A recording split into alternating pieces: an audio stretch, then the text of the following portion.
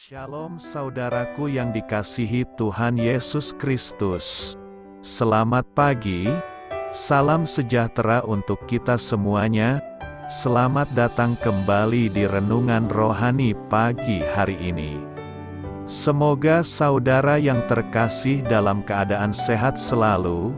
Kiranya damai dan sukacita Roh Kudus melimpah di dalam hati dan pikiran saudara saat ini. Sebelum kita mulai renungan pagi ini, marilah kita bersama-sama berdoa. Tuhan Yesus, terima kasih sudah membangunkanku pagi hari ini. Terima kasih atas penyertaan dan perlindungan Tuhan. Semua karena karunia Tuhan aku dapat bangun dengan pagi hari ini. Aku menyerahkan seluruh aktivitasku hari ini ke dalam kuasa tangan Tuhan. Jauhkanku dari yang jahat, ya Tuhan. Tuhan Yesus, tolong lindungi dan berkati aktivitasku hari ini. Tolong berkati juga keluarga dan teman-temanku, Bapa Surgawi, oleh karya Roh Kudus. Tolonglah aku untuk menjauhi segala sesuatu yang melukai hati-Mu. Ampunilah segala dosa kami, ya Tuhan. Dalam nama Tuhan Yesus, aku sudah berdoa. Amin. Sahabat saudara rohani, pembacaan ayat emas Alkitab renungan kita hari ini terambil dari Roma 5 ayat 6 sampai dengan ayat 8. Karena waktu kita masih lemah, Kristus telah mati untuk kita orang-orang durhaka pada waktu yang ditentukan oleh Allah. Sebab tidak mudah seorang mau mati untuk orang yang benar. Tetapi mungkin untuk orang yang baik ada orang yang berani mati. Akan tetapi Allah menunjukkan kasih-Nya kepada kita, oleh karena Kristus telah mati untuk kita, ketika kita masih berdosa. Roma 5 ayat 6 sampai dengan ayat 8. Inti dari ayat emas renungan kita adalah Kristus telah mati untuk kita, ketika kita masih berdosa. Mari kita mulai renungan pagi kita. Judul renungan kita hari ini adalah Kasih yang Nyata, ditulis oleh Karen Huang. Kisah inspiratif. Aku merasa seperti kehilangan pijakan, cerita Joji. Rasanya syok sekali ketika mengetahui hal itu. Joji baru saja mendapati bahwa ternyata tunangannya berhubungan dengan wanita lain. Hubungan Joji sebelumnya juga berakhir dengan cara yang sama. Jadi, ketika kemudian ia mendengar tentang kasih Allah dalam sebuah kelas pendalaman Alkitab, ta'ayal itu membuatnya berpikir, apakah ada udang di balik batu? Akankah aku tersakiti bila aku percaya kepada Allah yang berkata bahwa Dia mengasihiku? Seperti Joji, mungkin kita pernah menjalani hubungan yang bermasalah dan itu membuat kita merasa was-was atau bahkan takut untuk mempercayai seseorang yang berjanji akan mengasihi kita.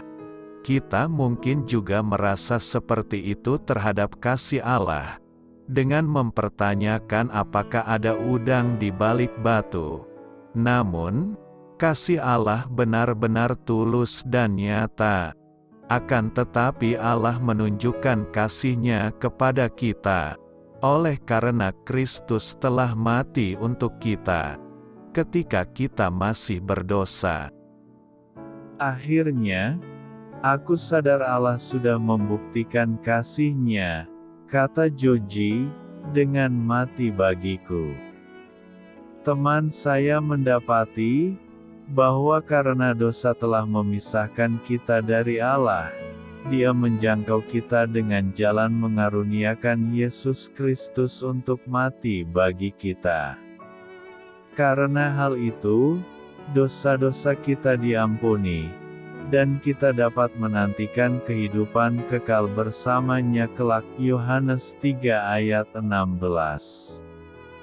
Setiap kali kita merasa bimbang, apakah kita dapat benar-benar mempercayai kasih Allah? Ingatlah bahwa Kristus sudah mati bagi kita di kayu salib. Kita dapat mempercayai janji kasih-Nya, karena kita tahu Dia setia. Amin. Marilah kita renungkan di dalam hati kita. Pernahkah Anda merasa sulit mempercayai kasih Allah? Apa alasannya? Setelah tahu bahwa Yesus mati bagi Anda, bagaimana tanggapan Anda? Hal ini patut kamu ketahui. Perdamaian memulihkan pihak-pihak yang selama ini telah diasingkan. Paulus menggunakan kata damai lebih sering dibandingkan para penulis perjanjian baru lainnya.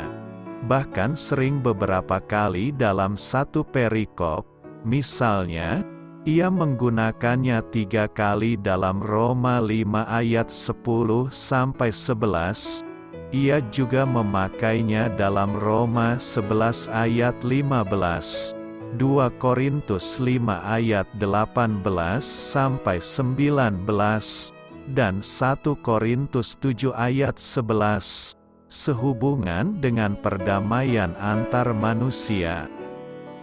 Perikop hari ini menekankan pentingnya kematian Yesus bagi pendamaian kita dengan Allah. Namun, itu bukan akhirnya. Pendamaian kita melalui kematian Yesus menuntun kita kepada keselamatan melalui hidup-Nya.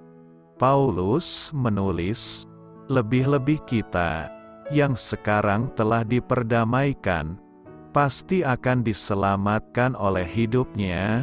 Perhatikan bahwa ada 2 bentuk keterangan waktu yang digunakan, yaitu telah diperdamaikan dan akan diselamatkan.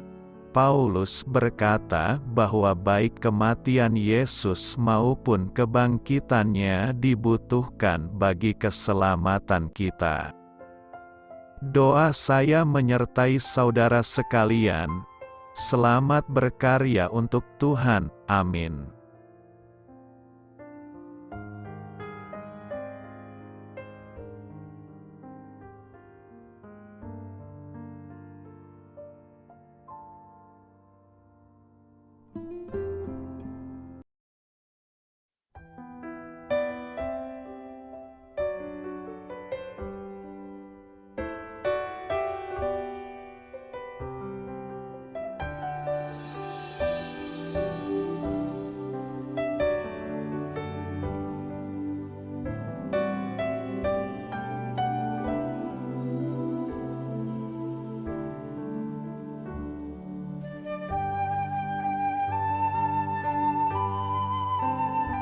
Marilah kita renungkan sahabat saudara rohani. Demikianlah renungan firman Tuhan pagi hari ini. Semoga menjadi berkat dalam hidup kita. Dan sebelum kita memulai segala aktivitas kita pagi hari ini, marilah kita berdoa. Selamat pagi Bapa, malam hari telah berganti pagi. Kehidupan baru telah Engkau berikan kembali bagi kami. Bapa Surgawi, tolonglah aku menyadari kebutuhan orang lain, supaya aku dapat membagikan apa yang telah Engkau berikan kepadaku. Pada saat aku membutuhkan, berilah aku keyakinan bahwa Engkau akan mencukupkanku, melalui orang-orang yang mengasihi-Mu, bukan karena kami pantas atau layak, namun karena kasih karunia-Mu kami boleh ada, sebagaimana kami ada di pagi hari ini. Terima kasih Tuhan, atas kesempatan baru yang telah Tuhan berikan kepada kami. untuk bisa memperbaiki diri agar kami bisa lebih layak di hadapan-Mu. Hari ini kami serahkan semua perkara dan kesulitan yang akan kami lalui ke dalam tangan-Mu. Biarkanlah kami bisa memuliakan-Mu dalam segala aktivitas yang akan kami lakukan. Amin. Biarlah firman Tuhan menjadi pengingat untuk kita semua, bahwa tuntunan dari Roh Kudus akan selalu memberi jalan keluar bagi setiap permasalahan hidup kita, dan memberi kedamaian di hati kita. Sampai jumpa di renungan pagi saudara rohani berikutnya. Kiranya Tuhan selalu memberkati saudara semua hari ini. Amin.